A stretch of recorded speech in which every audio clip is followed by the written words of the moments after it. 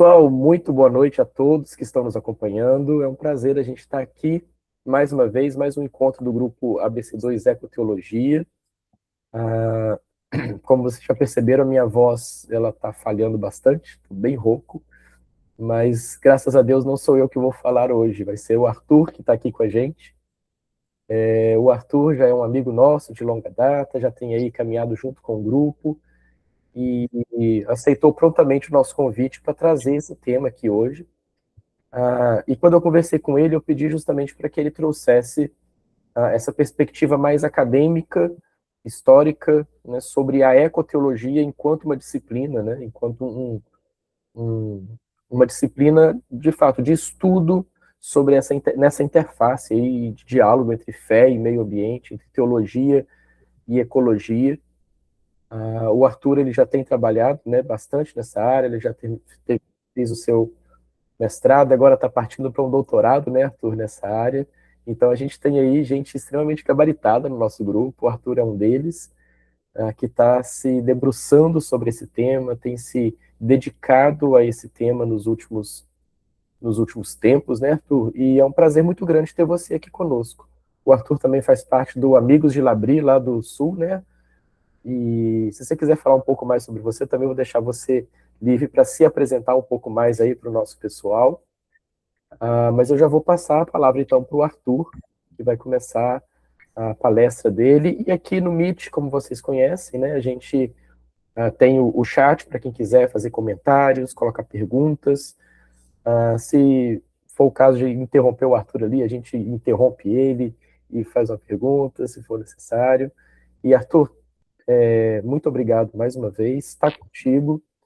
E a gente vai seguindo aqui, ao final a gente também abre para mais perguntas. Então, vamos lá. Tá, gente, muito boa noite.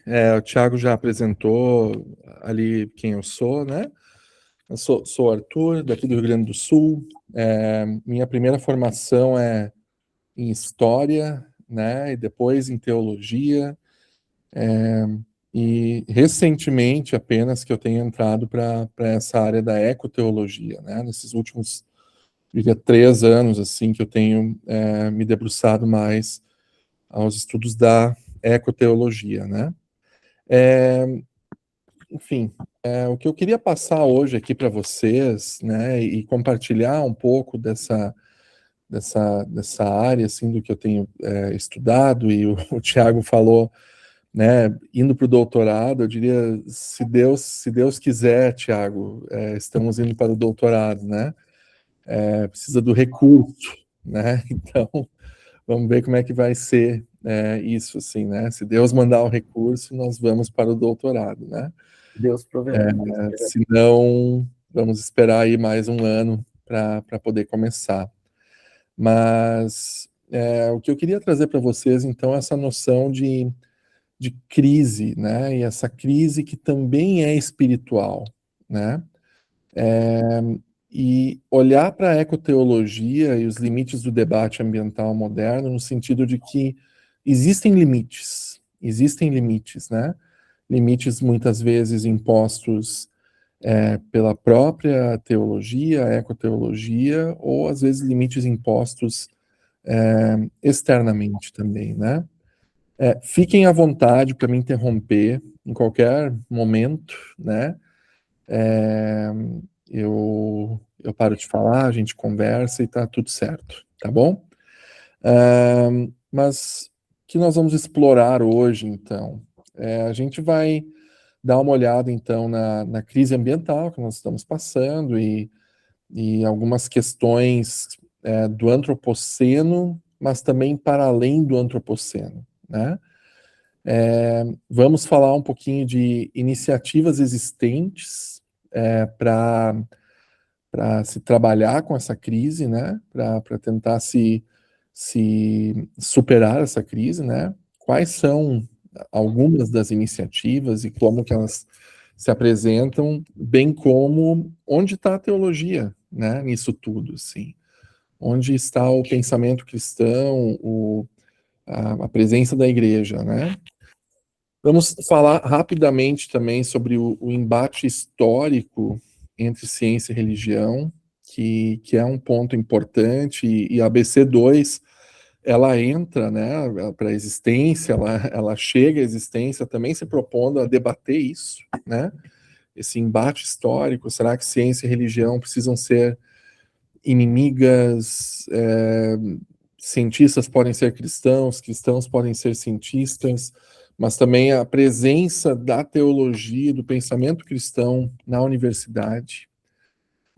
Por que soluções sem a dimensão espiritual não bastam, né? Vamos tratar um pouco sobre isso também. Uma breve história da ecoteologia, que eu coloco breve, porque senão a gente vai falar até amanhã aqui, porque esse é um tema também que eu me empolgo e poderia estar falando até amanhã, sem parar, né? E como que a nossa fé, a minha fé, pode contribuir na minha área, né?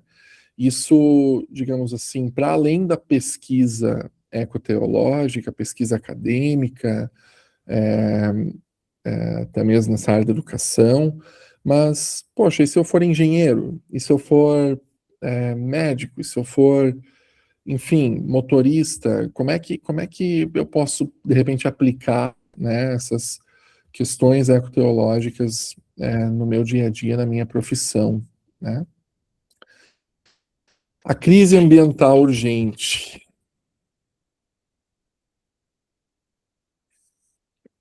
E esse é um fenômeno multidimensional, né, um tanto quanto sem precedentes, pelo menos na história humana, né?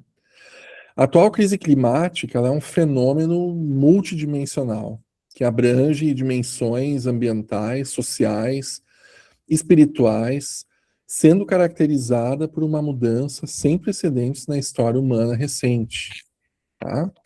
A crise climática contemporânea, ela tem uma ação humana, né? É o que a gente chama de antropoceno, e ela tem uma raiz, então, nesse sentido, antropogênica, né? E ela é impulsionada principalmente no momento que a gente vive pelo uso massivo dos combustíveis fósseis, desde a década de 70. Né? É claro que isso já é de antes, mas nos anos 70 a gente vê um crescimento muito grande no uso desses combustíveis fósseis, né? E isso gera um aumento rápido nas temperaturas globais. As emissões anuais de CO2 saltaram de quase 20,9 bilhões de toneladas no início dos anos 90 para mais de 51 bilhões de toneladas anuais em dias atuais. Como resultado, o planeta já aqueceu cerca de 1,1 graus centígrados acima dos níveis pré-industriais, que é de 1850 a 1900. E a velocidade dessa mudança superou as projeções mais pessimistas feitas aí nas últimas 3 décadas, né? E essa ação humana, ela tem consequências devastadoras imediatas, né? A gente pode falar, por exemplo, da extinção de espécies e a perda de biodiversidade, né? Não sei como é que é na região onde vocês vivem, né? Mas aqui no Rio Grande do Sul, a gente já vê o sumiço de algumas espécies de aves, de insetos, até animais maiores, né? E quando uma dessas espécies ela é vista, é sempre uma festa, né? Ou uma notícia de jornal, assim, no sentido de que nossa, nós pensávamos que essa espécie estava extinta ou muito ameaçada e vimos ela novamente, né? Tem a destruição de ecossistemas vitais, né, como florestas, recifes, áreas úmidas, até mesmo outras áreas, né? A escassez de água, a elevação do mar, a queda da produção agrícola e a injustiça social que vem com tudo isso, né? Os mais vulneráveis são sempre aqueles que acabam pagando primeiro a conta, né? Sobre escassez de água, elevação do mar e queda da produção, são questões que vão muito além, né? Assim, que gera uma reação em cadeia, né? Nas coisas, assim, né? Eu estava vendo esses dias uma entrevista com uma professora de direito de Oxford, e ela tem uma pesquisa na área de refugiados, e ela mudou a pesquisa dela recentemente para trabalhar essa questão do direito e a lei internacional, né, sobre refugiados, para adicionar a questão dos refugiados climáticos também a isso, né? E ela dá o exemplo de uma pequena ilha no Pacífico, né, perto da Oceania, que é uma ilha chamada Tuvalu. E essa população de Tuvalu, eles são um país, né, ela foi obrigada, na sua né, inteira, a população foi obrigada a sair da ilha e se mudar para um outro país. E isso levanta questões muito importantes, né? Eles ainda são um povo, um país, eles foram mudados então para a Austrália, e ela estava levantando essas questões. Como é que isso funciona no direito, né? Quando uma população inteira de um país precisa ser mudada para um outro país, porque a vida não é mais possível na terra que eles viviam antes. O que vai acontecer com eles? Eles viram australianos, mas eles têm a história do seu país, eles têm os seus mitos, eles têm os seus símbolos nacionais, seu hino, né, o seu aparato militar, todas essas questões, né, que são importantes de se pensar, né? E a Austrália, como é que fica? Agora eles têm um outro país vivendo lá dentro, ou é uma massa gigantesca, né, de pessoas de repente sendo mudadas para lá? Então, essa crise, né, causada pelo ser humano, ela gera questões que a gente não consegue nem imaginar às vezes, né, de tão complexas que elas são. A gente vê às vezes a pontinha do iceberg e não percebe que isso vai gerar uma reação em cadeia que gera guerras, né? Muitas vezes, que gera disputas territoriais, é, gera discursos, né, contra uma raça, contra uma população, enfim, né? E então isso vai sendo gerado, né? Um resultado dentre muitos, então, dessa crise é que, né, por exemplo, sim, só como, né, um exemplo disso, é que é crescente o número de pessoas que não quer mais ter filhos, né? Tem um livro que eu vou estar citando aqui hoje, em alguns momentos, que é da autora Hannah Ritchie. Ela é uma cientista de dados da Universidade de Oxford, e ela tem um livro chamado Este Não É o Fim do Mundo, né, no qual ela analisa dados aí de décadas de pesquisa do meio ambiente e percebe que existem umas mudanças acontecendo, né, no comportamento humano recentemente, mas uma dessas mudanças, e para pior no caso, né, é que muitas pessoas já não querem mais ter filhos, né, por conta das questões climáticas, né. Se nós formos pensar isso né, de uma perspectiva teológica, né, esse é um mandamento, né, parte do mandato cultural, né, um privilégio que o Senhor nos deu e sendo deixado de lado muitas vezes por conta desse medo, né, das mudanças climáticas e da crise que de fato está aí, né, mas um medo de trazer uma criança para um mundo que todos os dados, ou muitos dos dados, aponta que está caminhando para dificuldades maiores, né, cada vez maiores. Então, do lado humano da situação, existe então aqui um ponto muito importante. Nós podemos ter a noção de que antes da Revolução Industrial, da grande queima de combustíveis fósseis, nós vivíamos em sociedades sustentáveis ou mais sustentáveis, né? Só que isso é uma ilusão, né? A Hannah Ritchie, então, nesse livro, né, que ela fala que nós não estamos caminhando para o fim do mundo, né? Ela comenta que nós nunca fomos sustentáveis enquanto seres humanos.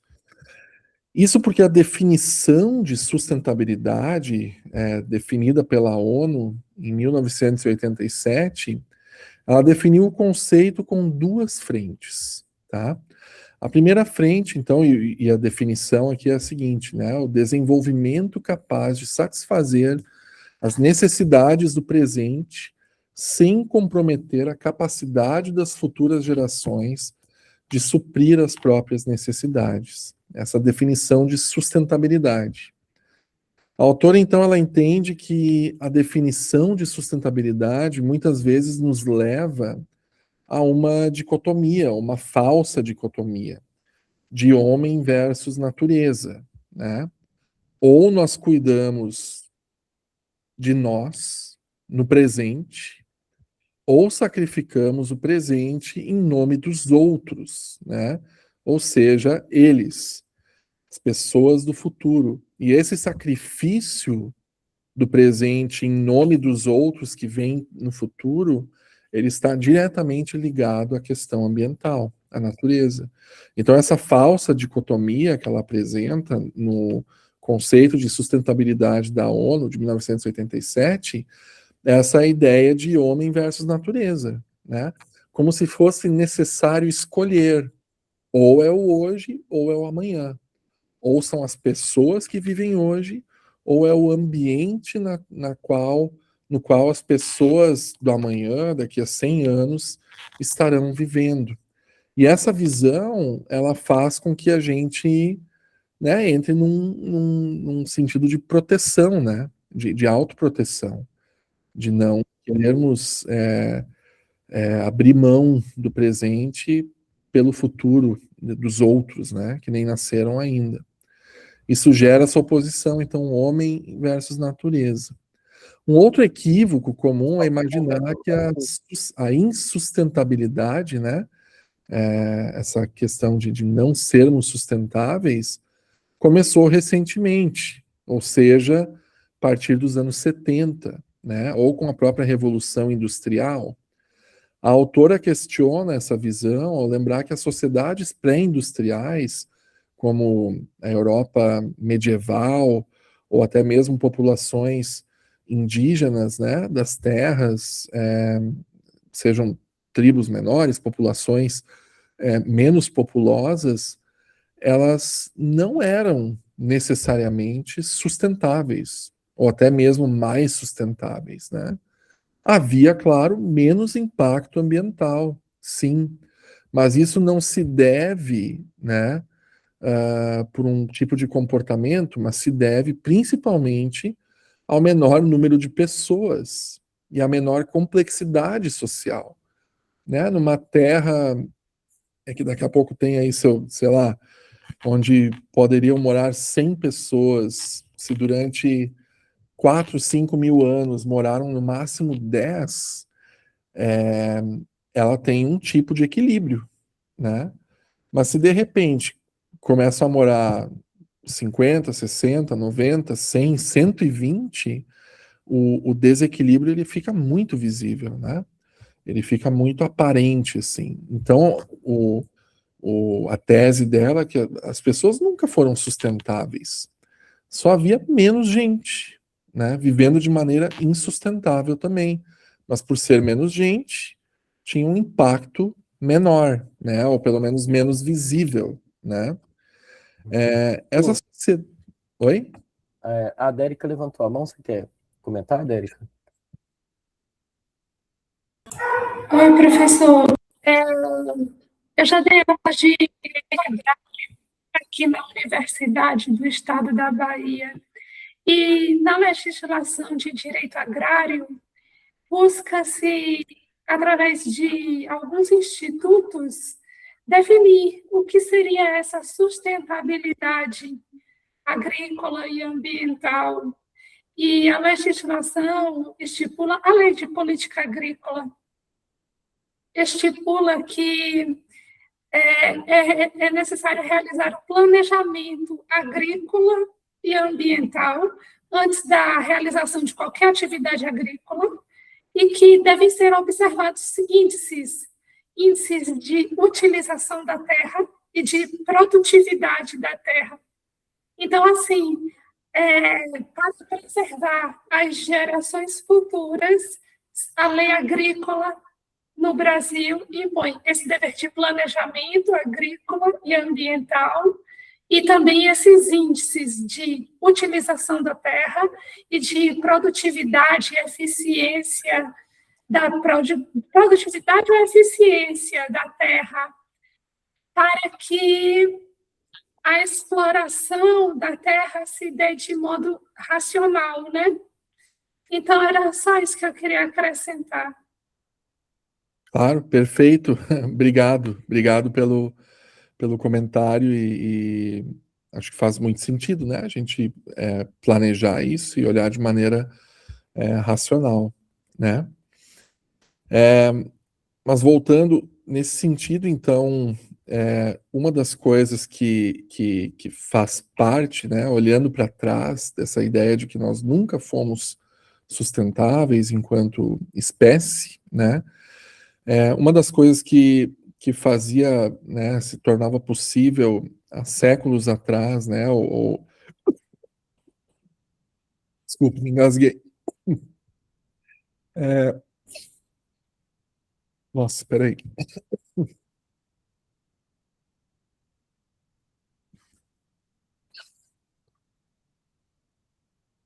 Desculpa, gente. Me engasguei aqui. Vai sobreviver, vai sobreviver.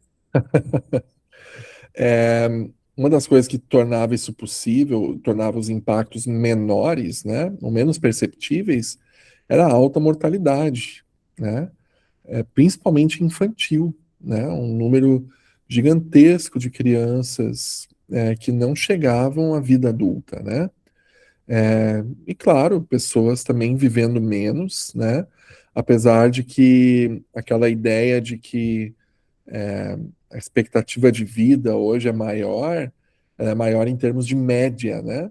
Mas nós sempre tivemos pessoas vivendo até os 100 anos, né? 90, 100 anos, assim, né?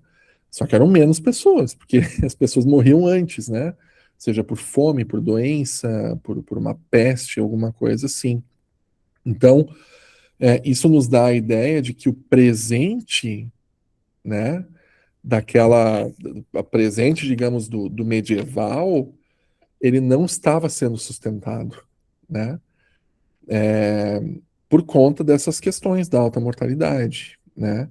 Então, essa definição de sustentabilidade, né, um desenvolvimento capaz de satisfazer as necessidades do presente, sem comprometer as capacidades futuras, ela não estava sendo alcançada lá atrás, né? Porque o presente não estava sendo alcançado. Da mesma maneira, reduzir a mortalidade hoje é um avanço, e não há dúvidas disso, e sou muito feliz por isso, mas isso traz novos desafios, né? Que precisam ser agora pensados, né? E trabalhados também. Só que isso é olhando para questões antropológicas, né?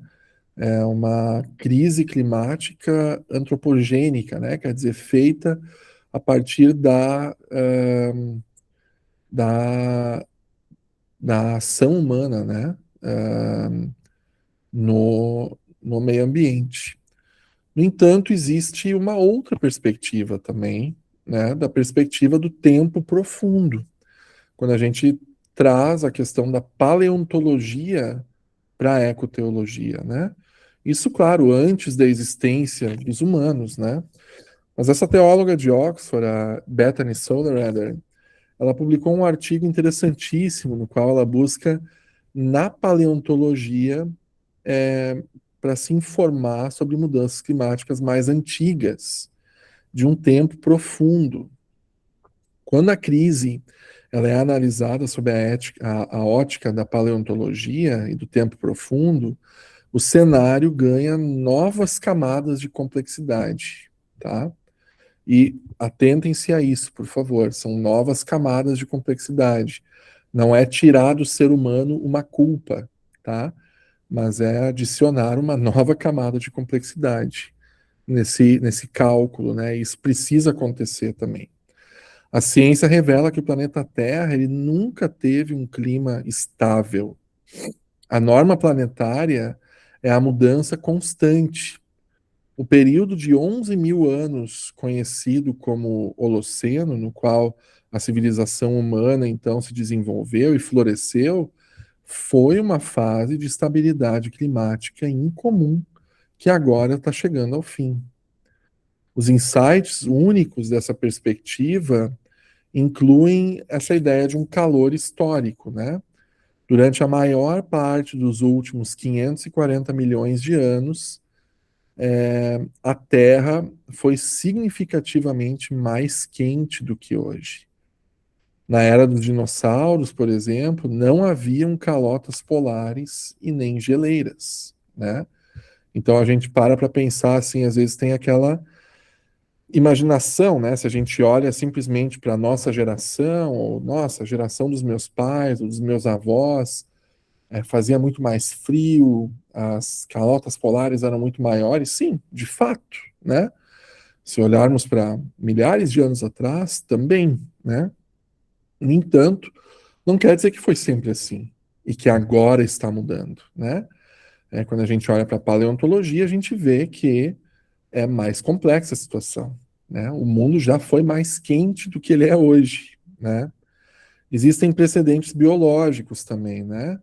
Os seres humanos, anatomicamente modernos, já sobreviveram a pelo menos 3 instâncias de mudanças climáticas de mais 4 graus centígrados, embora em ritmos mais lentos do que o atual, né?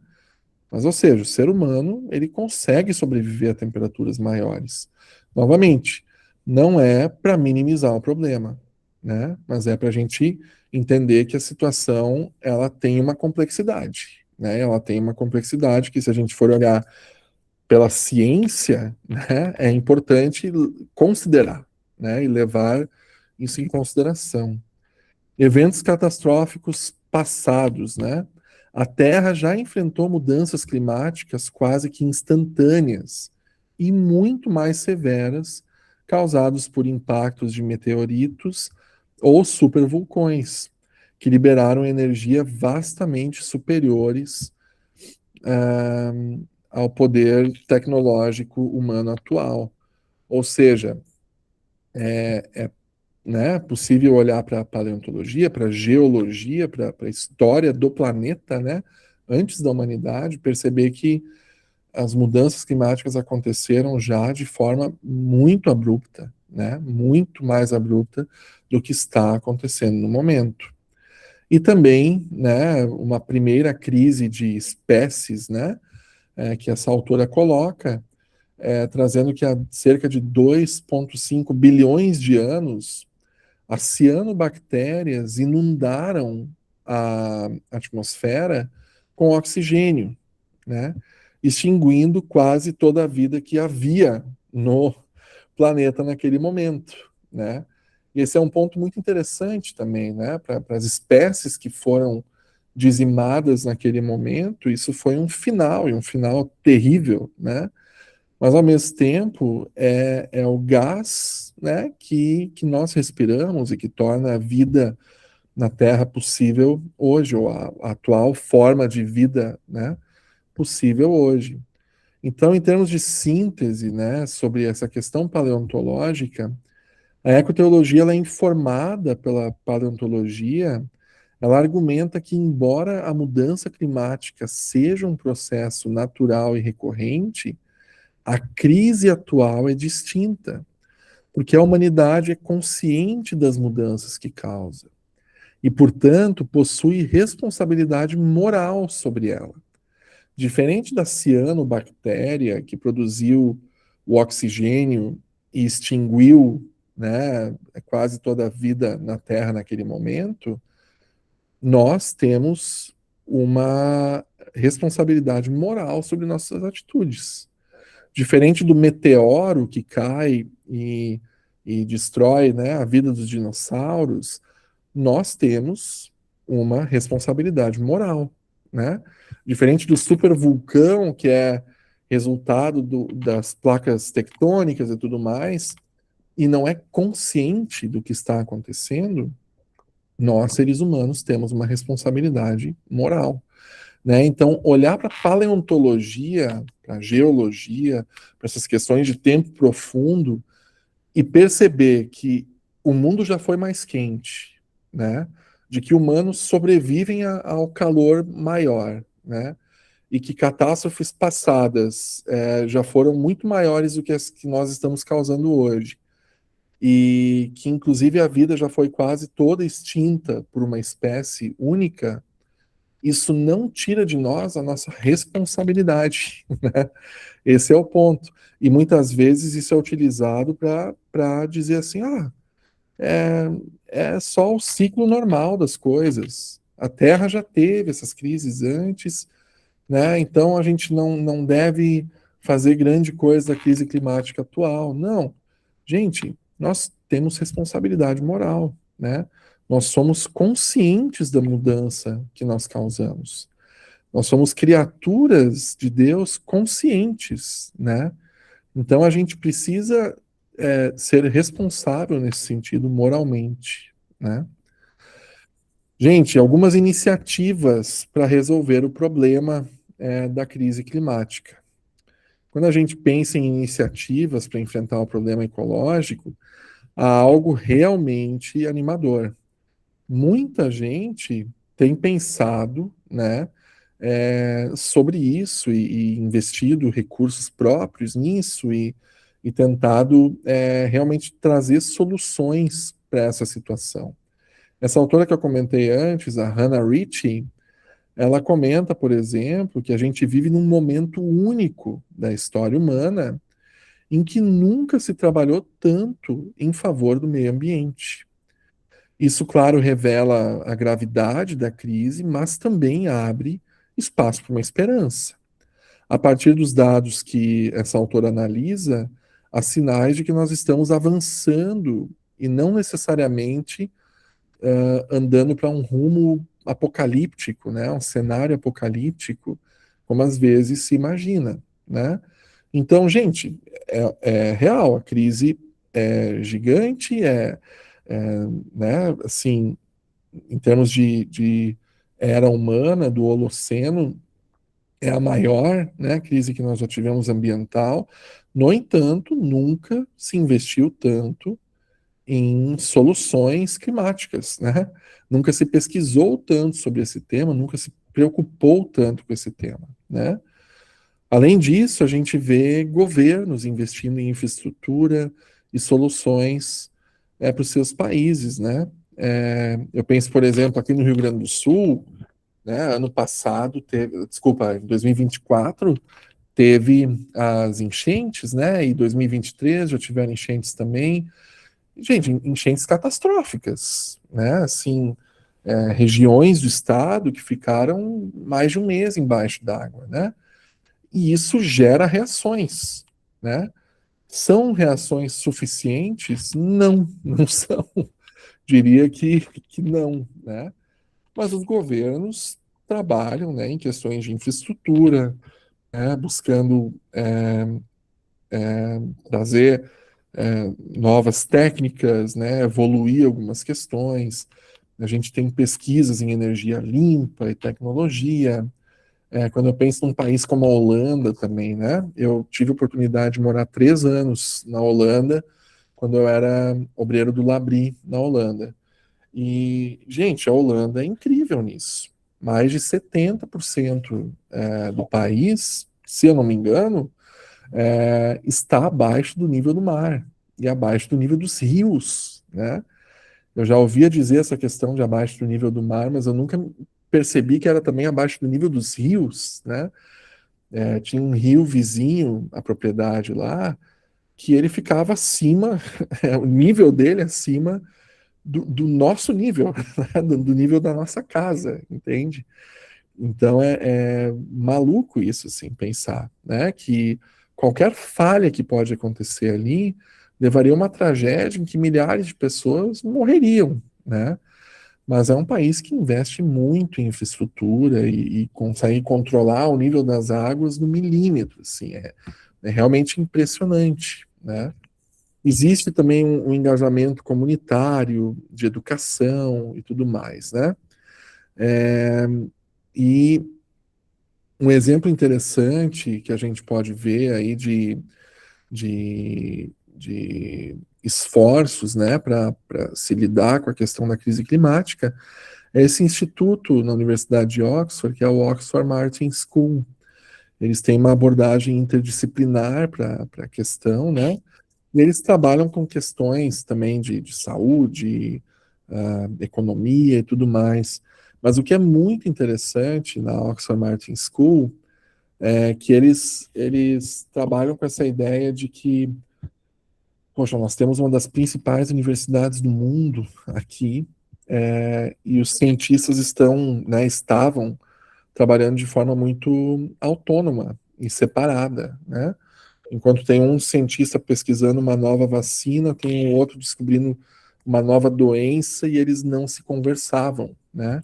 Então esse filântropo inglês, o James Martin, ele fez uma doação absurda, assim, para criar o Oxford Martin School, né? E junto com dinheiro de governo e tudo mais, né? De outros filântropos também, onde se teria essa abordagem interdisciplinar, né, as questões, e os principais cientistas do mundo estão pensando junto, né, de maneira interdisciplinar, de maneira colaborativa, sobre questões como, né, mudanças climáticas. O que é muito interessante, no entanto, eu tive a oportunidade de visitar esse lugar, conversar com algumas pessoas, é que eles se orgulham muito dessa abordagem interdisciplinar e eles falam, presta atenção, olha que loucura isso aqui, eles falam que eles aproveitam a estrutura de todas as disciplinas envolvidas em Oxford. Todas as disciplinas, de todos os cursos, tem cientistas e pesquisadores trabalhando nisso. Quando eu fui ver a cartilha, tá, e conversar com o departamento de teologia, adivinha qual departamento não faz parte dessa pesquisa? Um departamento, departamento de teologia. Por quê? Não sei. Tem algumas dúvidas, né? Tem algumas ideias sobre isso, né? Isso diminui a pesquisa da Oxford Martin School de maneira nenhuma, mas eles perdem, né, a oportunidade de utilizar um dos principais departamentos de teologia do mundo, né, com alguns dos principais autores da teologia do mundo, né, que poderiam enriquecer isso, né? Por exemplo, né, 84% da população mundial é religiosa. Como é que a gente vai trabalhar a questão dos desafios do futuro e do presente sem levar em consideração esse dado? De que 32% da população mundial é de cristãos. E 23% muçulmanos, além de hinduísmo e outros, né? E mesmo os sem religião, mas que mantêm, né, o sentido do religioso, né? A gente entra em questões assim de conversa, o que é o cosmovisão e tudo mais, né?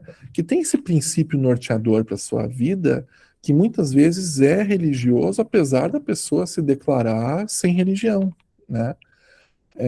Então, como é que a gente deixa de fora essa perspectiva, né? Teológica, religiosa, né? A religião ali vai ser tratada como um fenômeno social, né? Então ela vai entrar nas ciências sociais, mas como um fenômeno social e cultural, quando a gente sabe que vai muito além disso, né? Que tem uma importância muito maior para as pessoas. Então a pergunta é o embate histórico, né, entre ciência e religião, e como a teologia foi marginalizada da universidade.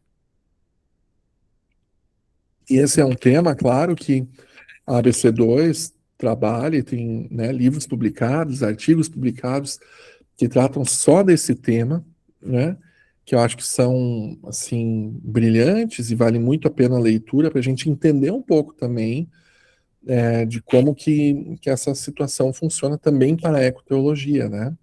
Eu estou aqui me baseando aqui nesses dados rapidamente, desse embate histórico, num artigo do professor Gijsbert van de Brink, da Universidade Livre de Amsterdã, no qual ele comenta, ele estuda sobre como que a teologia deixou de ser a rainha das ciências, né? De rainha das ciências à margem. Desde Aristóteles, passando por Tomás de Aquino, havia essa ideia de que o conhecimento caminhava até chegar nas coisas divinas. Institucionalmente, isso aparece, por exemplo, em 1252, com a Universidade de Paris, reconhecendo oficialmente a teologia como um ponto mais alto do saber, né? Essa ideia de que a teologia, de que a teologia seria o ponto mais alto do saber, né? Primeiro vem as coisas físicas, palpáveis, depois a questão das ideias e, por fim, então, a teologia, né? De 1252, então, teologia reconhecida como ápice do saber. No século XVIII, com o iluminismo, o Kant, ele propõe, então, a razão como sendo o centro da universidade, né? E não mais essa questão teológica, né? E de essa perspectiva, né, do que vem de fora, né, de uma verdade que vem de fora do ser humano, mas a razão, né, ela deveria ser o centro da universidade. Isso acontece num contexto político, né, também próximo ali à Revolução Francesa. Então ali existe uma crise institucional forte com a queda do número de universidades, inclusive na Europa. Depois, no modelo de Universidade de Berlim, em 1810, surge aí uma espécie de acordo em que a teologia vira a formação prática de líderes, né? Ou pastores, e não mais como um campo do saber que busca a verdade. Então percebe que ela é primeiro o princípio norteador, né, do saber, depois ela é substituída pela razão, pela filosofia, né? Como, né, já essa linguagem já é muito complicada, né? Como se a teologia fosse irracional, né? Depois na teologia, na Universidade de Berlim, ela ganha um lugar entre outras matérias, né? Como a formação de líderes e pastores, ministros, mas não mais como uma matéria de busca do saber, busca da verdade. Na Holanda, em 1876, ela, é, ela separa, então, a teologia confessional de estudos religiosos neutros, né? Ou seja, tem aí uma noção, assim, de ciências da religião, né? Então a teologia vai ganhando cada vez mais um espaço no privado, né? Com Darwin, Copérnico, né? Século XIX, XX, ciências naturais explicam o mundo e a teologia ela é recuada à fé pessoal. E hoje nós temos essa crise dupla, né? De menos relevância externa e uma teologia que vira um exercício acadêmico, né? Então pensa que ela vai assim, sai de rainha das ciências para uma questão cada vez menor entre outras disciplinas e completamente jogada a questão pessoal ou essa formação de líderes religiosos, né? E quando a gente olha para a crise atual nesse sentido, quando ela deixa, né, de comunicar, inclusive com os seus, né, inclusive com a igreja, e passa apenas a ser um exercício acadêmico, né? da racionalidade pura, né? Tratando ela como qualquer outra coisa, né? Nesse sentido também tem a automarginalização da igreja, né? No tema da ecoteologia, das crises climáticas, né? A igreja atual do século XX, né? Assim, quando a gente começa a pensar na formação da ecologia como disciplina, ela muitas vezes ela se omite, né? Tratando o tema da crise ambiental, por exemplo, como um assunto de esquerda, né? De visão política apenas, né? Assim como ela se omite às vezes de outras áreas, né? Somente de outras áreas da sociedade, por entender, isso é uma visão política, isso é uma visão de esquerda, de direita, etc., né? E não entra nessa discussão.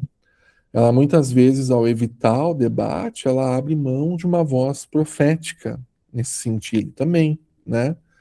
É, e essa é uma automarginalização da igreja, né? E aí ela perde a chance de falar de criação, de vocação e de escatologia, né? E nós vamos falar sobre isso daqui a pouco, né, especificamente. Ou tem um outro lado dessa crise da automarginalização, que é quando a igreja ela entra no debate ecológico, da crise climática, ou outros debates, mas aqui pensando nos debates da crise climática, sem teologia, e fala só em termos sociológicos ou filosóficos, né? Então ela perde aquilo que ela teria de mais próprio para oferecer, né? Que é a visão bíblica da coisa, que é a visão teológica, profética da coisa, né? Ela aborda a crise, mas ela abandona a base teológica. Então, no fim das contas, essa marginalização ela acontece desses dois lados. De fora, quando a teologia é deixada de lado, né, pelas outras áreas, pela universidade, pelo Oxford Martin School, pelos governos, etc. E de dentro também, quando a própria igreja se omite ou entra no debate, abrindo mão da própria base teológica, e ambos caminhos são problemáticos, né? E por que as soluções sem a dimensão espiritual não bastam, né? E aqui é muito importante, porque a gente, né, pensaria assim, tá, ok, mas por que a teologia tem que fazer parte dessa discussão, né? Por que a igreja tem que ser parte dessa discussão? Vamos deixar ali os biólogos, os engenheiros, enfim, os outros falando sobre isso, e a gente vai salvar as almas, né? Vai fazer outras coisas, deixa esse debate para outras pessoas, né? Para profissionais de outras áreas, né? Gente, tem um problema muito sério em tentar resolver a crise climática sem considerar a dimensão espiritual e, consequentemente, sem a teologia, né? Como uma das expressões dessa dimensão espiritual. Porque, no fundo, o problema ambiental, ele não é só técnico ou político. Ele é uma crise de valores e de cultura, e principalmente espiritual. Quando a gente tenta resolver isso apenas com ciência, economia, ou tecnologia, a gente não atinge a raiz do problema, né?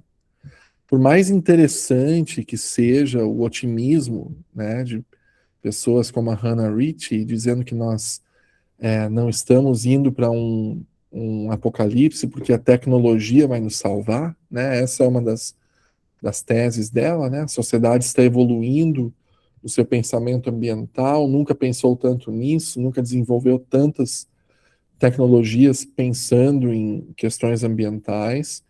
A tese dela é de que nós vamos vencer essa crise com as nossas mãos, né? Com o nosso saber. por mais que seja interessante esse otimismo de pessoas como ela, ele não é suficiente. Colocar a esperança na tecnologia, que é fruto do próprio ser humano, diga-se de passagem, não resolve completamente, porque ignora algo mais profundo. Do ponto de vista cristão, a gente precisa falar de pecado. A crise ambiental é, em alguma medida, manifestação dessa ruptura. Uma vez que ela quebra na relação do ser humano com Deus, com a criação e com o próprio propósito, né, do ser humano. Nós somos chamados a cuidar da criação, mas o pecado distorce isso.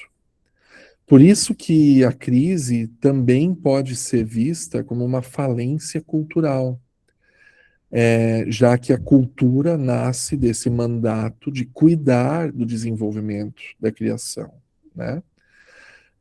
E também revela os limites da própria ciência e da tecnologia que são produzidas por pessoas marcadas por essas mesmas rupturas, né? Quando a gente pensa na palavra cultura, a gente pensa diretamente no mandato cultural de Deus, que está extremamente atrelado à criação, né? Ou quase que inteiramente atrelada à nossa relação com a criação.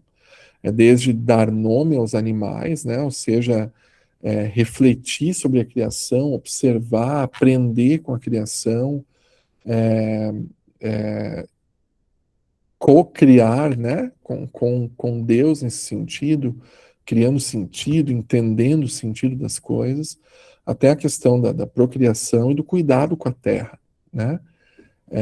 Essa falência cultural que vem do pecado nesse sentido, né? Então, no fim das contas, se a gente tenta resolver a crise climática sem a dimensão espiritual, é algo insuficiente, porque antes de tudo, nós estamos lidando com uma crise espiritual, de criaturas que se afastaram do Criador e por isso também se afastaram do seu próprio propósito para o qual foram criadas, né? Deus nos cria com um propósito, né? E no primeiro mandato dele, no primeiro mandamento dele é de cuidar da sua criação, né? Então, no momento que nós nos afastamos do Criador, também nos afastamos desse propósito de cuidar com a criação. E por isso que a fala da Hannah Ritchie sobre a humanidade nunca ter sido sustentável faz tanto sentido, né? Porque a humanidade está em pecado, né? Desde Gênesis 3. Então, por isso que nós nunca fomos também sustentáveis nesse sentido, né? Um ponto aqui é fundamental.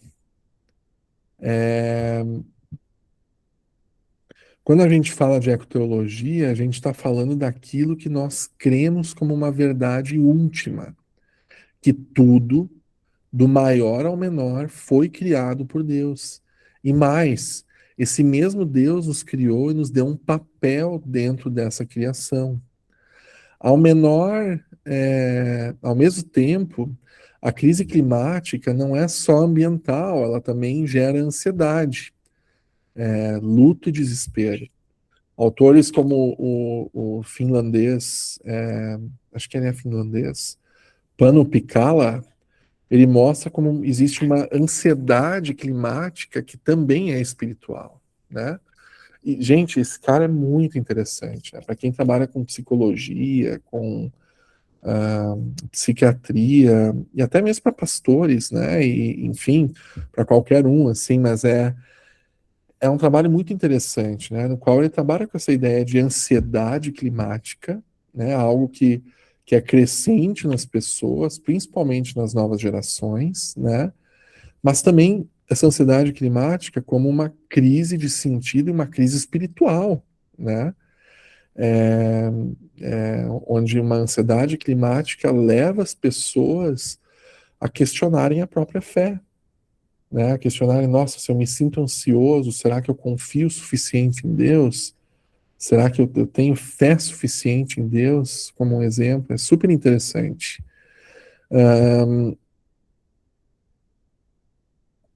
Então, a narrativa bíblica, ela traz essa ideia de esperança radical, né? Ela oferece um outro caminho, né? Desculpa, sem a dimensão espiritual, a gente tende a cair nos dois extremos, né? Ou numa esperança exagerada na tecnologia, como é o caso, né, de algumas pessoas como a Hannah Rich e outros gigantes aí da tecnologia, né? Ou, né, no desespero, achando que não tem solução para o problema, né? E aí desistindo de ter filhos, desistindo de fazer alguma coisa da vida porque não faz sentido, né? O mundo vai acabar. A narrativa bíblica, no entanto, ela oferece um outro caminho, uma esperança radical, não baseada na nossa capacidade de resolver tudo, mas na promessa de Deus em renovar todas as coisas. O eschaton, né? É essa esperança que não nos paralisa. Pelo contrário, ela move a gente à ação. Então, a visão cristã, ela ela segura três coisas ao mesmo tempo, né? Segura Deus como criador, né? Ou seja, tudo foi criado por Deus e por isso tem valor, né? Então, para os cristãos ou para a igreja que não entende a crise climática como problemática, é criação de Deus e por isso tem valor, né? Carrega também o nosso papel de responsabilidade, né? Nós fomos criados para cuidar, não para destruir, né? Ou esse domínio de extração, né? De simplesmente usar as coisas, né? Mas é um cuidar, né? Então, nosso papel é esse, né, como criaturas também, né, assim como o passarinho canta, como o cachorro late, como as abelhas polinizam as plantas, o nosso papel na criação é cuidar da criação, né, é cuidar do jardim, cultivar o jardim, né, e essa esperança no eschaton, né? A promessa de Deus de renovar todas as coisas. E essa esperança ela não é baseada em nós, né? Por isso que a gente não é passivo, né? E por isso que a gente não desiste das coisas, né? Pelo desespero, né? Enquanto algumas pessoas se desesperam porque percebem que pelas nossas próprias mãos a gente não consegue fazer tudo o que precisa ser feito, o cristão, ele entende que a esperança está no Senhor, né? Gente, eu vou dar uma acelerada aqui, porque senão vai demorar muito ainda, tá? Uma breve história da ectologia. Sobre isso, gente, eu quero indicar aqui o Tiago mesmo, né? Ele fez uma excelente introdução ao tema da ecoteologia, das questões ecológicas. Acho que para o pessoal da ABC2 de Campinas, e esse vídeo está no YouTube e é perfeito, sim, em termos de né, reflexão histórica e da importância do Foi o tema. grupo de história, Né? não? Do ABC2 História? Oi? Foi o grupo ABC2 História, se não me engano. Pode ser. Eu acho que eu vi um de Campinas, mas Tá. certamente Vi tem lá. o de história também. Uhum. Eu que não peguei esse aí, então. Né, então tem dois aí do Thiago, pelo menos, né? Um do de Campinas, acho que o de Campinas era uma introdução ao tema, mas talvez a Verdade. história do conceito, deve ter sido no da BC2 História também. Uhum. Tem um outro vídeo bem interessante também com o Guilherme de Carvalho, falando sobre esse tema, trazendo alguns aspectos históricos e conceituais da teologia. Eu tenho um vídeo também com a BC2 História, falando um pouco da história do conceito. Então tem bastante material, assim, né? mas rapidamente, né? Assim, a ecoteologia, ela, ah, ela tem as suas raízes, né, nessa noção de oikos, de casa, né? Que ela vem dessas três palavras, né? Da ecologia, da economia e do ecumênico, né? Cuidar da terra como responsabilidade espiritual. Existe aí toda uma evolução, né, do conceito, desde assim, não é um, né, não começou no século XX, né, mas é muito anterior já, mas como disciplina, como conceito de fato, é no século XX, né, nós temos aí uma virada, né, de entender que a natureza como irmã do ser humano, né, da mesma maneira São Francisco de Assis, né, chamava a natureza de irmã também. O Papa Francisco nos lembra isso na Laudato Si também, né? A natureza como irmã. Existe aí um prompt, né? Dá para se dizer assim, para o surgimento da ecologia enquanto disciplina, de fato, né? Que é essa acusação do Lynn White Jr., né, de um artigo que ele busca aí a raiz dos problemas ambientais. Ele entende que seria uma visão cristã antropocêntrica que é responsável por essa degradação, né? Também tem bastante material sobre isso, junto à BC2 também. Francis Schaeffer dá uma resposta muito interessante a esse artigo, né? Em Poluição e a Morte do Homem. É, e ele provoca nesse sentido de que os cristãos que não se envolvem nesse tema, né, eles estão perdendo aí uma oportunidade inclusive de nossa, me fugiu a palavra agora, de evangelização, né, de evangelismo, né. Deixa eu ler só a frase do Schaeffer aqui, porque eu acho que é importante, né. Ele fala que nós estamos perdendo uma oportunidade evangelística, porque quando as pessoas modernas têm uma sensibilidade essencial para com a natureza, grande parte delas se volta à mentalidade panteísta. Elas veem que a maioria dos cristãos simplesmente não se preocupam com a natureza como tal. E nós estamos então vivendo e praticando um subcristianismo, né? Quando a gente ignora essas questões, né? E a ecologia vai surgir aí como uma dupla crítica também, né? Uma crítica ao mundo, né? Uma crítica então de dentro da teologia para a humanidade, né? Por destruir a criação, e reconhece também, né? E critica daí para dentro que algumas leituras da teologia também contribuíram para isso, né? Algumas noções da teologia também contribuíram para isso. Que a teologia, enquanto disciplina, ela também evolui, né? A gente tem que cuidar sempre para não confundir teologia com evangelho, teologia com tradição da igreja, né? A teologia é uma disciplina, a gente estuda, ela nos ajuda muito no estudo, né? Mas ela também teve seus tropeços na história, né? E hoje, então, ela atravessa diversas questões aí, né? Não como mais apêndice, né? Mas como uma lente teológica mesmo, né? A gente olhar para isso como uma lente. Gente, chegando ao final, então, depois a gente pode conversar um pouco. Como é que a minha fé, né, e a visão de ecoteologia pode contribuir na minha área, né? E aí seria importante a gente conversar um pouco sobre isso, né? Gente, integrar a teologia ao debate ambiental não é só um plus da ciência, né?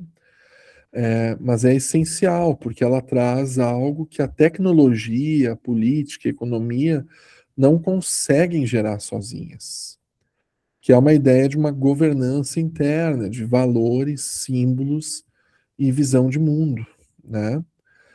E aí tem um ponto muito importante. A fé pode transformar o trabalho técnico em vocação. Ela muda a forma como a gente atua em cada área, né? E esse é o ponto, né? Isso já é falado em diversos contextos, mas eu acho que para a ecoteologia é essencial também. A minha fé, ela precisa invadir todas as áreas da minha vida, né? Ela precisa estar no domingo, quando eu vou à igreja, mas precisa estar na segunda, quando eu vou ao trabalho, na quarta de noite, quando eu assisto ao futebol, quando eu vou ao restaurante, quando eu dirijo o meu carro, enfim, quando eu estou com meus filhos, né, a maneira que eu trato o meu cachorro, a maneira que eu trato o meu vizinho e por aí vai, né? Então, essa fé precisa fazer parte da minha vida, né? E isso, então, eu separei aqui algumas profissões, né, onde eu vejo, né, possibilidades, assim, interessantes de se trazer a ecoteologia e a fé, né, também com essa influência dessa lente, né, ecoteológica, assim, para algumas dessas profissões. Agora, claro, gente, não é só isso, né? Tem, eu creio que todas as profissões possam passar por isso, né? Mas, por exemplo, na arquitetura e na engenharia, né? No urbanismo, por exemplo, a fé, ela muda a finalidade de uma obra, né? Ela não é só construir, ela é buscar o florescimento da vida como um todo, e vida não só humana, né? É, é pensar em cidades equilibradas, com resiliência, com justiça e propósito, e até entender que o espaço como algo quase que sacramental, né, que molda a forma que a gente vive no mundo, né? Isso é um ponto que eu acho assim super interessante, porque claro, aqui eu estou falando de urbanismo, de pensar cidades, pensar, né? Não são todos os arquitetos que vão pensar cidades inteiras, né? E renovação de cidades e tudo mais, né? Mas mesmo em projetos menores, né? Projetos assim, vou projetar aqui um quarto, né, para uma pessoa, uma reforma, uma coisa assim. De que maneira esse quarto, essa casa, esse apartamento, ele vai ajudar no florescimento da pessoa que for viver ali, né?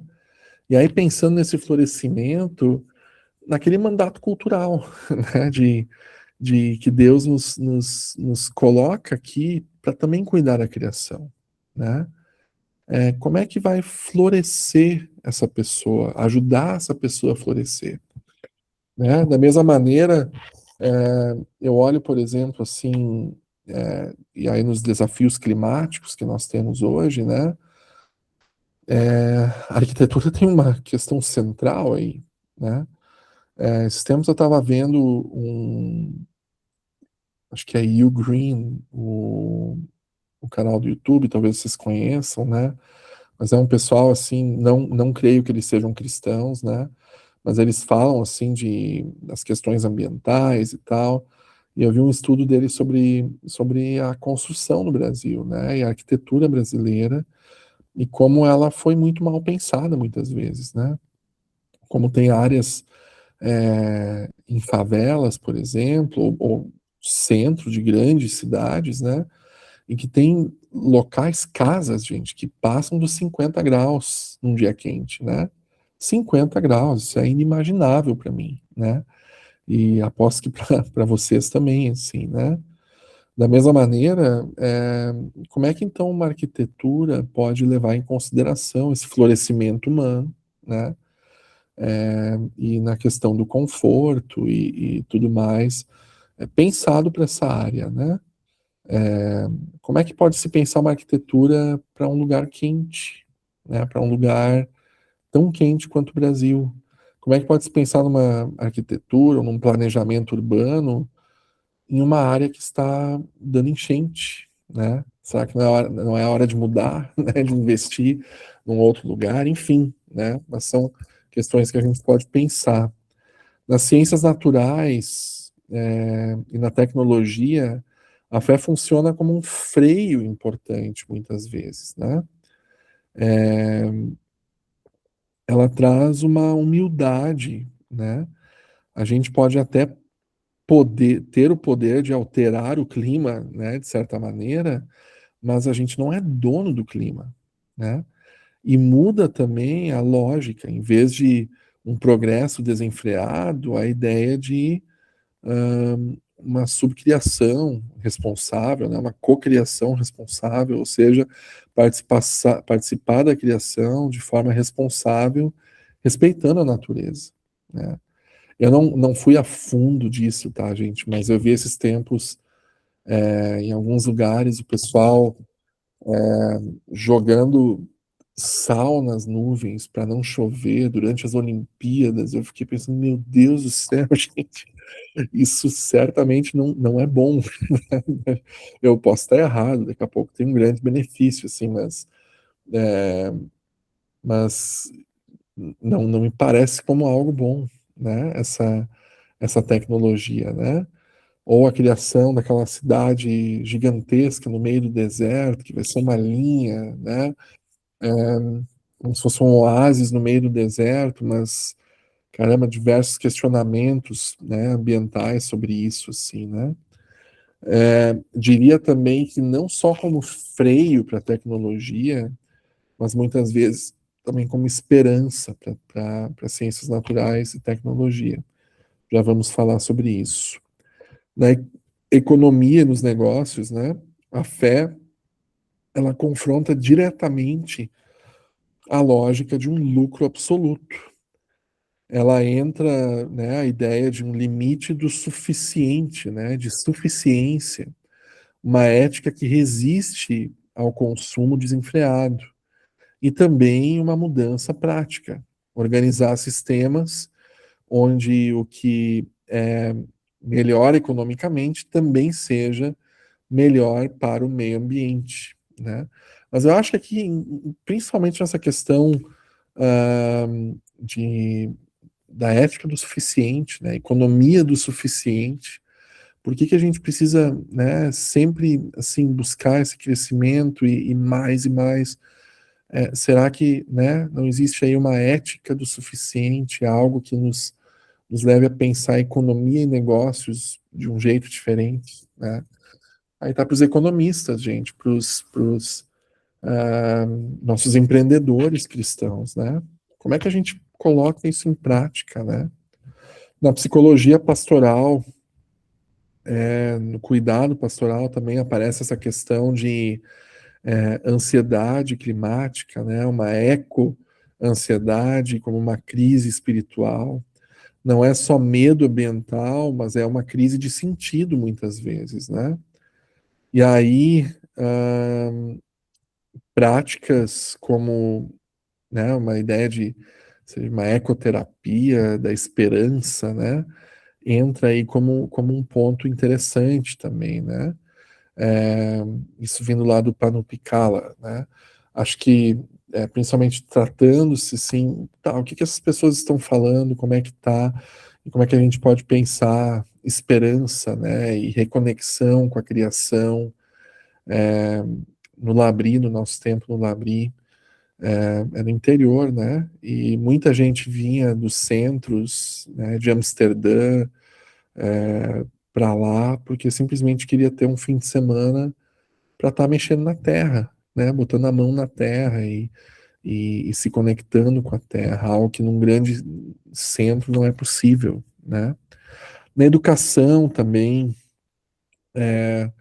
o foco de formar um caráter, né, e virtudes ecológicas, não apenas transmitir informações catastróficas sobre o meio ambiente, mas pensar nessa questão de encantamento também, né? Por que que é importante cuidar do meio ambiente, né? Não é só porque vai acabar, tá, mas o que tem de bom na natureza, né? Talvez trabalhar pontos nesse sentido, sim. No fim, então, isso converge para uma ideia central, a ideia de kenosis, né? Esse esvaziamento é né, a gente se torna então um profissional que escolhe não usar todo o poder que tem, né? Nós lembramos, né, a gente se autolimita e lembramos que a criação é de Deus, né? E nós temos uma responsabilidade sobre ela. Não é só porque eu posso fazer, né, alguma coisa que eu devo fazer alguma coisa, né? Mas também do ponto de vista profético, né? E esse é o ponto que eu gostaria de finalizar agora. Nós precisamos ter essa ideia profética, essa voz profética no nosso meio, no nosso trabalho, né? E nos nossos estudos, na nossa igreja, né? Nós apontamos uma esperança fundada na promessa de restauração de Deus. A oportunidade evangelística que o Schaeffer está trazendo aqui não é só, vamos usar agora o cuidado da criação para trazer mais pessoas para a igreja, porque as pessoas estão se preocupadas com isso, então vamos mostrar que também nos preocupamos com isso. Não, mas é entender que enquanto pessoas, né, e cientistas se desesperam com razão, né, porque vem a tragédia que está acontecendo no nosso mundo, no meio ambiente, nós precisamos lembrar da esperança. Essa esperança, ela não nos leva a uma passividade, mas ela nos faz ver além, nos ajuda a ver além, né, do desespero. Ela nos lembra que a criação pertence a Deus, e é Ele que vai consertar os estragos do pecado, né? Tanto num nível pessoal, na minha vida, porque eu não posso me salvar a mim mesmo, assim como no nível cósmico, né? A criação não pode salvar a si mesma, né? E eu, como criação, não posso salvar o resto da criação também, né? É Deus quem salva a criação. Nós cuidamos da criação em obediência ao mandato cultural, porque é criação de Deus e porque podemos fazer parte desse processo. Mas o conserto da criação, quem vai arrumar a casa é o Senhor. Somos chamados à responsabilidade e à esperança. A ecoteologia, então, ela não oferece apenas um tempero cristão no debate, mas ela nomeia a raiz espiritual da crise e oferece uma esperança real que tecnologia nenhuma pode dar, que governo nenhum pode dar. Integrar a fé nessa discussão toda não é um retrocesso, mas é uma visão mais completa e humana. E o nosso papel, então, guardiões e cuidadores obedientes da criação de Deus, não donos, mas esperançosos e não desesperados. É isso aí, gente. Muito obrigado. Desculpa a tamanho da apresentação, mas acho que a gente pode fazer aí um momento de conversa agora também. Excelente, Arthur. Muito bom. Obrigada, professor. Legal. Obrigado, viu? Rapaz, muita coisa boa mesmo. A gente pode abrir sim, a gente ainda tem um tempinho. Não vamos nos alongar muito, porque o horário já está tarde para muitas pessoas, alguns já saíram. Mas a Carol entra aí também. Bem-vinda, Carol. Que bom que você está com a gente. E muita coisa para a gente digerir, para a gente organizar a mente, né? Eu acho que vem ao encontro de muito do que a gente já tem falado também nos outros encontros. Então, mostrando essa sintonia, né, do que a gente tem pensado sobre a ecoteologia, mas com muita coisa nova. Eu acho que você pode compartilhar com a gente depois no grupo, Arthur, o artigo da Soler que você falou aí da paleontologia. Com certeza. Se for possível, fiquei curioso. Na verdade, eu acho que eu já passei por ele, mas eu não cheguei a lê-lo. Mas talvez outras pessoas no grupo tenham interesse. Você falou também no final sobre um vídeo You Green, como é que é? Eu não sei se é o nome do canal. Tem um canal no YouTube, é o You Green, eu acho que é, deixa eu só... Depois você manda lá pra gente, eu acho que vai ser legal o pessoal conhecer. Eu não conhecia esse canal. É brasileiro, inclusive. Olha só. Não, eu acho que eu já vi também, mas são tantas fontes, né? A gente se perde. É bom lembrar de vez em quando. Eu acho que eu passei por esse canal já tem um tempo e tinha esquecido que ele existia. Mas muito bom. Não precisa ser agora não, mas depois você manda lá no grupo. Uma coisa que eu acho que, não sei se alguém tem uma pergunta, mas eu vou fazer uma pergunta. Sobre essa ideia da sustentabilidade que você falou lá no começo, eu acho que é uma questão que muitas pessoas talvez tenham dificuldade e trabalhem muito nessa ideia, né, assim, de como que nós, como seres modernos, humanos modernos, urbanos, somos extremamente insustentáveis por causa dos nossos níveis de consumo e demanda de energia e tudo mais, mas como que povos originários, né, povos indígenas, têm uma relação muito diferente com a natureza, né, e tem uma relação que muitas vezes é colocada como uma relação de fato de sustentabilidade, de equilíbrio. Mas é quando você fala, né, que nós nunca fomos sustentáveis, a visão da Hannah Rich, né? Isso talvez coloque em xeque muitas dessas questões, assim, né? Tipo, nossa, então, se os indígenas, por exemplo, não são sustentáveis, ou será que de fato não são? Não é um modelo para a gente seguir, né? Assim, a gente e porque a gente vê muitas vezes isso nas conversas ambientalistas, né? Nós, como pessoas urbanas e de metropolitanas, poderíamos vencer os nossos problemas olhando para povos originários, né? Sendo que são meios de vida tão distintos que é difícil da gente. Aí parece que a gente acaba pensando em utopias, né? Assim, eu não sei o que você pensa sobre isso.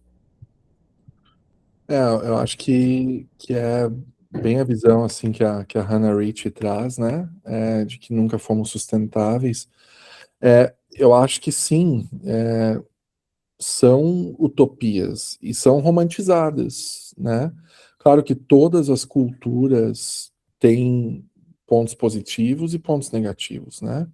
Todas as culturas têm questões que a gente pode aprender, né? E como pessoas assim urbanas, né? Aqueles de nós que vivem no meio urbano, né? Podemos olhar para outras culturas, para outros meios e aprender com esses meios também, né? Seja para aqueles que vivem talvez mais no interior e têm um relacionamento diferente com a natureza, com animais e tudo mais, a gente, né, vivendo num centro urbano, pode olhar para isso e aprender com essas pessoas. Podemos olhar para culturas indígenas de povos originários, sem dúvidas, e aprender muito com essas pessoas e com essas culturas, né? Mas a gente não pode ser ingênuo também, né? E eu acho que o que ela está trazendo especificamente é que o comportamento humano nunca foi um comportamento de sustentabilidade. E mesmo nessas culturas, né? É um comportamento, uma visão de, de matar a sua fome, né? De ter ali o seu pão, de ter ali o seu sustento, né? Claro, algumas culturas vão ter talvez uma visão panteísta, né? Uma visão, né? Aquela visão que eu acho que é super interessante, quase, né? Utópica nesse sentido também do Avatar, né? Daquele mundo de Pandora, onde tudo é conectado e a população lá é conectada, ela tem um respeito extremo com a natureza, com o mundo, né? É, mas uma visão quase divina da natureza e do mundo, assim, né? Puxando para o panteísmo, assim. Então, acho que esse dado que ela traz é um dado importante nesse sentido, assim, de que existem culturas diferentes, culturas com mais qualidades do que as outras em termos de cuidado com a natureza, Sim, né? interessante. Uhum. Mas ainda assim não é uma cultura perfeita nesse sentido e não é sustentável, né? Ela vai ser, às vezes, uma população pequena que, se for crescer como outras populações cresceram, a gente vai ver os efeitos também na Sim. natureza. Uhum. Muito interessante. É por aí, né? Eu acho que é uma ideia que é importante a gente entender, e aí quando você traz a ideia religiosa, teológica, né? Ou a ideia espiritual da coisa, é que a gente, e eu acho que o que a teologia cristã tem a oferecer, principalmente, né, que é a teologia da queda, porque a queda nos unifica, né, e não existe sociedade utópica, não existe de povos originários aos povos metropolitanos, todos são povos caídos da mesma forma, e isso nos une por baixo, né. Então a gente precisa se lembrar disso, né, que a nossa relação com a natureza, ela está sempre afetada pelo pecado. Não importa em que dimensão dessa relação que nós estejamos. Eu gostei bastante dessa perspectiva espiritual que o professor trouxe. Parabéns, professor. Foi um diferencial dessa palestra. E eu lembrei daquele livro Liturgia do Ordinário, da Tish Warren, que ela fala assim, que quando nós abrimos uma lata de conserva, nós nos alinhamos, né, com toda a indústria alimentícia e pecamos, porque exploram os camponeses, porque se utilizam de métodos de fabricação que são tóxicos, prejudiciais à saúde, porque exploram os trabalhadores. E isso me fez lembrar também daquela outra passagem de Daniel, na cova dos leões, e que Daniel se vê socorrido por Deus, né, que fecha a boca dos leões. Ele era um líder espiritual e político, e ele estava fazendo política quando é lançado na cova dos leões. E a gente se esquece de que a nossa vida tem essa dimensão política também. Uhum. E eu acho interessante que a gente tem essa possibilidade de fazer a diferença na vida das pessoas com as quais convivemos e no mundo, e que eu entendo que Deus espera isso de nós, né? Quando nos coloca na posição de sacerdotes para cuidar da criação, Ele espera de nós que nós façamos a diferença no mundo, na vida das pessoas, na nossa vida. E aí, às vezes, a gente não faz diferente porque abre uma lata de conserva, né? Muito bom, Adérica. Obrigado pelo comentário. Arthur, eu vou passar uma última pergunta, aí a gente caminha para o final. Que foi a pergunta que o Denis colocou aqui nos comentários. Ele está falando assim, ele tá sem microfone, aí eu vou ler a pergunta dele. Certo. Ele falou que muito se fala em negacionismo climático, mas o que percebo não é bem um negacionismo, mas um conformismo climático. Ou seja, as pessoas parecem indiferentes, apáticas, ou normalizam a mudança como algo natural. Tipo, as mudanças sempre ocorreram antes e vão ocorrer depois, e só somos mais uma variável nessa equação. O que você acha disso? Isso seria mais pernicioso do que o negacionismo propriamente dito? Muito boa pergunta, Denis. Pois é, será que seria mais ou igualmente, né? Por um lado, sim, eu acho que são coisas que vêm talvez de raízes semelhantes, né? E se a gente volta para o lado espiritual da coisa, né? Novamente, assim, eu acho que elas têm a mesma raiz, né? A gente negar, por exemplo,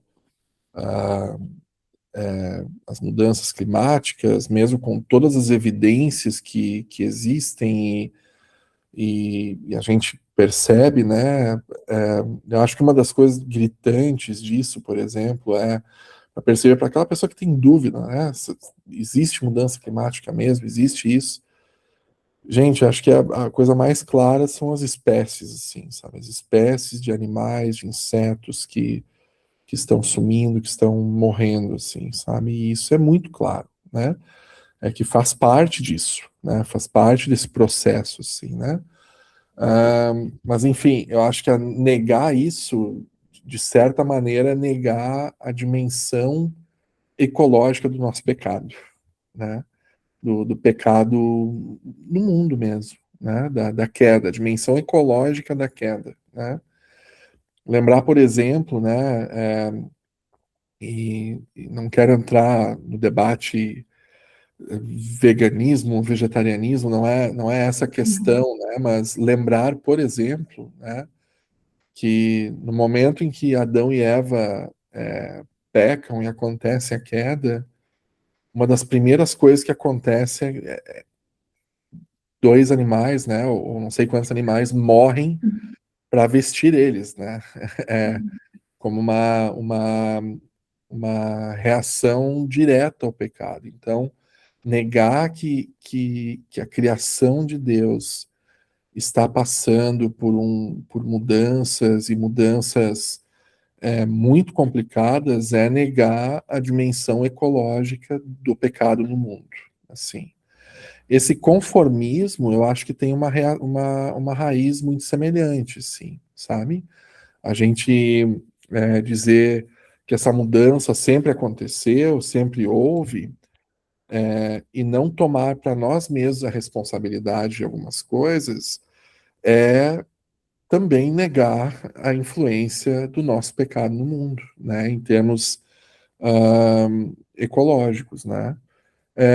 Nós não podemos fazer nada sobre os supervulcões. Nós não podemos fazer nada sobre um meteoro gigantesco que vem a bater na Terra. Nós não podemos fazer nada sobre um dia o Sol, enfim, colapsar dentro de si daqui a bilhões de anos e sugar tudo num buraco negro. Não, nós não podemos fazer nada sobre isso. Mas nós temos responsabilidade sobre aquilo que nós fazemos, né? Eu acho que dizer que sempre aconteceu e esse negacionismo, então, como é que foi que você falou? Essa mudança que sempre aconteceu, um conformismo climático, tem essa mesma raiz do negacionismo, né? Quer dizer, não, meu pecado não, ou não existe, ou não tem dimensão ecológica, ou não é tão ruim assim, né? É minha visão sobre isso, assim. Uma coisa que eu tenho. Muito bom, Arthur. Uma coisa que eu tenho pensado, né, sempre no desafio de comunicação que a gente tem, né, quando a gente vai falar, por exemplo, com igreja, coisas assim, é justamente como que às vezes a gente falar em negacionismo cria uma barreira com o público, porque o público nunca vai se identificar como negacionista, Hum. né, e isso realmente é um problema, é uma dificuldade.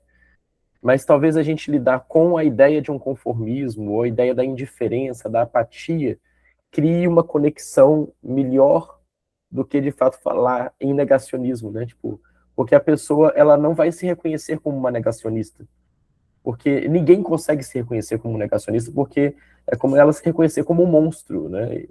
Mas a pessoa ela pode se reconhecer como uma pessoa que realmente está vivendo uma apatia ou uma indiferença e que isso pode ser mudado como por causa de uma consciência cristã de responsabilidade, né? Eu acho que os termos que a gente usa realmente eles são muito importantes, né? E E trazer, né, Tiago, esse nível do pecado da coisa, sim, né? Não é só, não separa o lixo, né? Não, isso é um resultado, né? Mas a raiz está no pecado. E esse pecado tem uma dimensão ecológica, né? exato. Kenita, você levantou a mão, pode falar? São dois comentários. Um é que eu vou participar de uma banca amanhã, e um dos fatos que foi interessante, mas ruim, é que uma das espécies que ocorreu lá na década de 70 não ocorreu.